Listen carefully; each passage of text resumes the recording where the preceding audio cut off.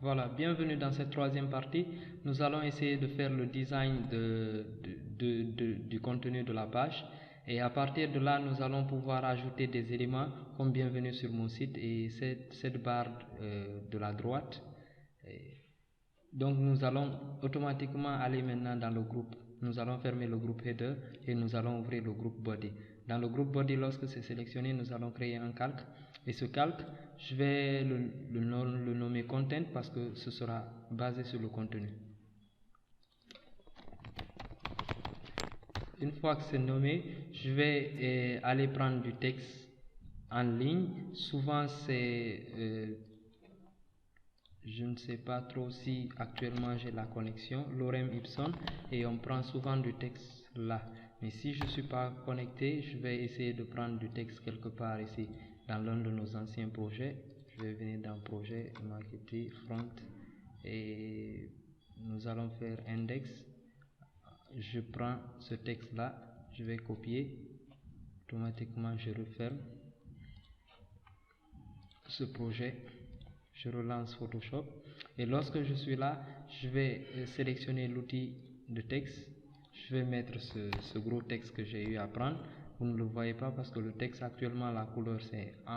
j'allais oublier, cette barre là c'est la barre de propriété du texte lorsque l'outil de sélection texte est activé. Et cette barre là change, ses propriétés changent en fonction de l'outil sélectionné. Actuellement nous avons l'outil texte sélectionné. Donc je vais choisir une couleur noire pour pouvoir voir un peu plus tôt et puis je vais diminuer la taille de la police à 18 pour avoir un texte joli et je vais commencer à indenter pour avoir un paragraphe plus succinct. Voilà. Et là nous avons notre paragraphe. Je fais OK. On peut aussi sélectionner là-dessus pour aligner à droite, à gauche et ainsi de suite. Voilà. De toute façon, on a notre paragraphe contenu. Je vais aussi ajouter du texte qui sera ce texte-là, bienvenue sur mon site. Un peu plus en haut ici.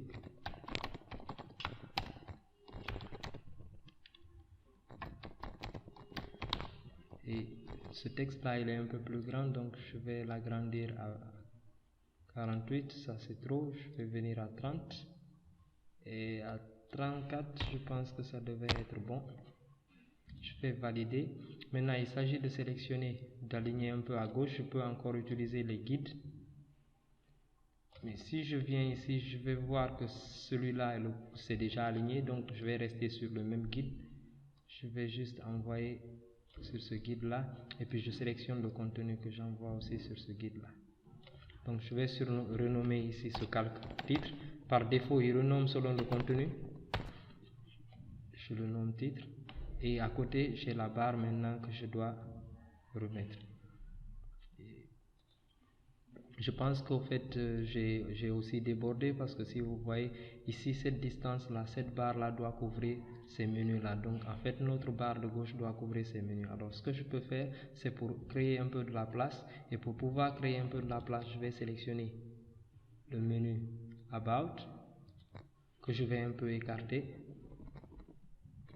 Je vais sélectionner le menu Blog, que je vais un peu écarter. Je vais diminuer aussi les distances entre ces menus. Je vais sélectionner le menu Home que je vais écarter. Pour sélectionner deux ou plusieurs calques, il suffit de maintenir CTRL en cliquant sur ces calques. Et lorsque c'est bon, je vais dégager ce guide là. Ça veut dire que je dois aussi diminuer un peu ce guide là. Donc je suis en train un peu de nettoyer ce qu'on a déjà fait. Je vais aussi ramener notre logo vers la gauche. Je vais fermer maintenant ce dernier. Je vais prendre body. Actuellement, je peux aussi, lorsque vous sélectionnez un groupe, vous pouvez carrément déplacer les calques qui se trouvent dans ce groupe, dans un seul bloc, en appuyant sur déplacer ou plutôt en utilisant les touches directionnelles. Donc actuellement, puisque le groupe body est sélectionné, les calques title et content qui se trouvent dedans ont été déplacés. Et je vais essayer de modifier mon contenu encore un peu plus pour l'aligner. Voilà. Et ça sera un peu fastidieux à partir de là.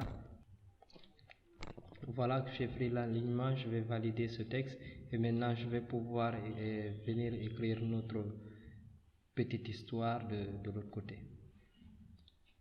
Alors pour ça, je vais encore revenir créer un nouveau calque que je vais dire sidebar,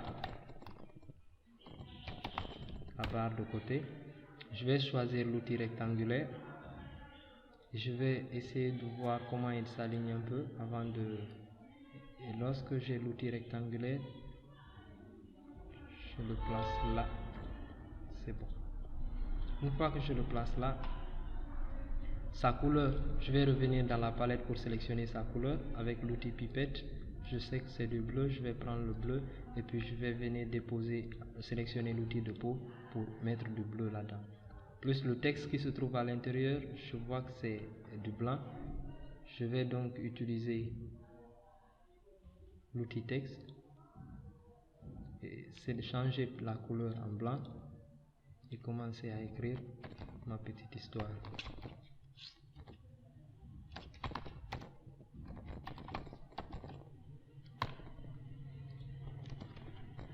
Et là, je vais enlever dernière. Je vais aussi réduire à 30 la taille. Et lorsque je vois ici, c'est pas tout à fait le texte que je veux, mais vous pouvez essayer plusieurs polices pour voir ce qui vous convient sur le design du texte. Moi, dans ces conditions, je vais changer, mettre ceci. Je vais revenir lancer ce projet. Je vais sélectionner le texte. Cette fois-ci, ce ne sera pas très grand, je n'en ai pas besoin de beaucoup. Et je vais juste créer l'outil texte, valider d'abord, pour créer un autre outil texte, et déposer là.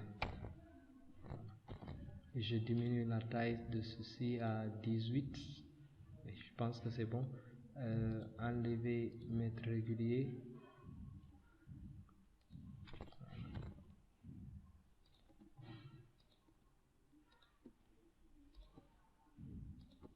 Puisque c'est du texte, je vais bien l'aligner un peu n'importe comment. Voilà. Et voilà. Terminé.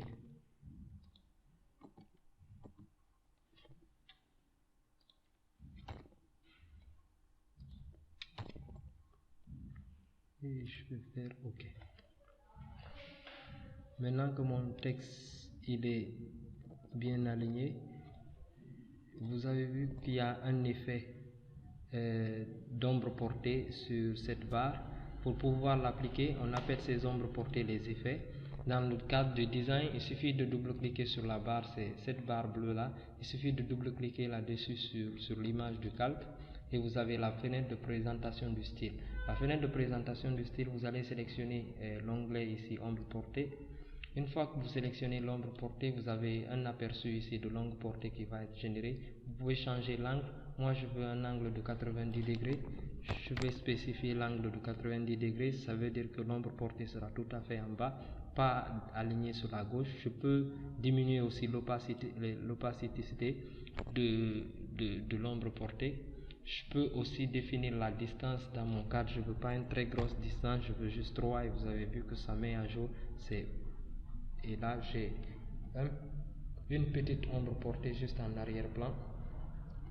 Je peux désactiver l'effet pour qu'on voit que ça apparaît, ça disparaît. Voilà.